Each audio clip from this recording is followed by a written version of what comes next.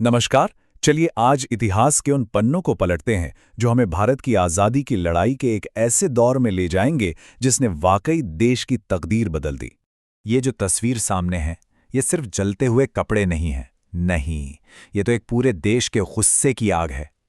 पर सवाल ये उठता है कि आखिर ऐसी नौबत आई क्यों कि पूरा का पूरा देश ऐसा करने पर उतर आया। देखिए, ये सिर्फ एक विरोध नहीं था, ये एक प्रतीक था, गुलामी के खिलाफ एक ऐलान जंग। और इस पूरे आंदोलन की जड़ें किसी बड़े शहर में नहीं बल्कि बिहार के एक छोटे से जिले चंपारण में थी। वहां के किसान एक बहुत ही जालिम व्यवस्था के नीचे पिस रहे थे। इस व्यवस्था का नाम था तिन कठिया प्रथा। सोचिए, किसानों को अपनी ही जमीन के एक बड़े हिस्से पर जबरदस्ती नील की खेती करनी पड़ती थी। नतीजा, जमीन बंजर होती जा रही थी और किसान कर्ज के बोझ तले दबे जा रहे थे। ये एक तरह का जाल था। जब किसानों की ये आवाज महात्मा गांधी तक पहुंची तो वो सब कुछ छोड़कर चंपारण के लिए निकल पड़े। और ये कोई मामूली यात्रा नहीं थी। यहीं से भारत में विरोध के एक नए तरीके, सत्याग्रह की शुरुआत हुई। और जानते हैं नतीजा क्या हुआ? गांधी जी का ये अहिंसक विरोध पूरी तरह कामयाब रहा। अंग्रेजों को आखिरकार झुकना पड़ा, एक कमेटी बनाई गई और फैसले किसानों के हक में आए। ये एक बहुत बहुत बड़ी जीत थी।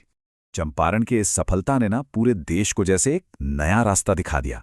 और इसी से प्रेरणा लेकर 1920 में शुरू हुआ एक राष्ट्रव्यापी असहयोग आंदोलन। रणनीति एकदम सीधी और साफ थी। अंग्रेजी हुकूमत से जुड़ी हर चीज का बहिष्कार करो। सरकारी स्कूल, कॉलेज, अदालतें, नौकरियां, विदेशी सामान, सब कुछ छोड़ दो। मकसद था अंग्रेजी राज की मशीनरी को ठप कर देना, उसकी कमर तोड़ देना।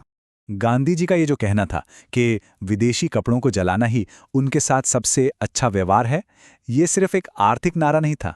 नहीं, ये गुलामी के हर निशान, हर प्रतीक को मिटा देने का एक जज्बाती ऐलान था। पूरा देश एकजुट होकर खड़ा था। आंदोलन अपने चरम पर था। लेकिन फिर कुछ ऐसा हुआ जिसने इस पूरे आंदोलन को अचानक से रोक दिया। एक ऐसी घटना जो आज भी इतिहास में एक बड़ी बहस का मुद्दा है। चौरी चौरा नाम की जगह पर एक विरोध प्रदर्शन हिंसक हो गया। भीड़ ने पुलिस थाने में आग लगा दी और उसमें 22 पुलिसकर्मी मारे गए। इस एक घटना ने आंदोलन की आत्मा, यानी कि उसके अहिंसक होने के सिद्धांत पर ही सवाल खड़ा कर दिया। गांधी जी अपने अहिंसा के सिद्धांत पर बिल्कुल अडिग थे। उन्होंने हिंसा को बर्दाश्त नहीं किया और इतना बड़ा देशव्यापी आंदोलन एक झटके में वापस ले लिया। ये एक ऐसा फैसला था जिसने कई लोगों को निराश किया। और आज भी ये सवाल उठता है, क्या ये सही था? अब आंदोलन तो रुक गया। इसके बाद कांग्रेस के बड़े बड़े नेताओं के बीच एक जबरदस्त बहस छिड़ गई कि भाई अब आगे क्या करें, आगे का रास्ता क्या हो। और इसी सवाल ने पार्टी को दो हिस्सों में बांट दिया। तो कांग्रेस में दो गुट बन गए साफ साफ। एक तरफ थे परिवर्तनवादी जो मानते थे कि अब रणनीति बदलनी होगी, चुनाव लड़ो, असेंबली में जाओ और सिस्टम के अंदर रहकर अंग्रेजों से लड़ो। और दूसरी तरफ थे अपरिवर्तनवादी जो कहते थे नहीं, हमारा बहिष्कार का रास्ता ही सही है, हमें लोगों के बीच जाकर जमीनी स्तर पर काम करना चाहिए।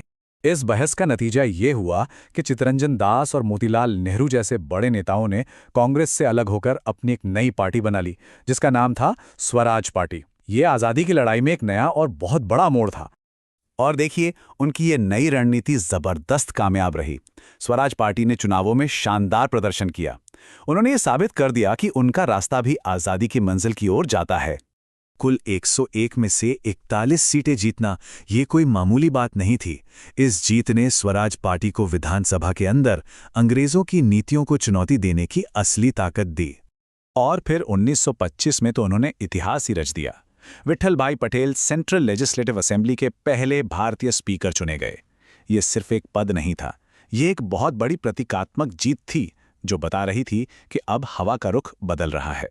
लेकिन एक बात याद रखनी होगी, आज़ादी की लड़ाई सिर्फ अहिंसा और राजनीति के रास्तों पर ही नहीं लड़ी जा रही थी।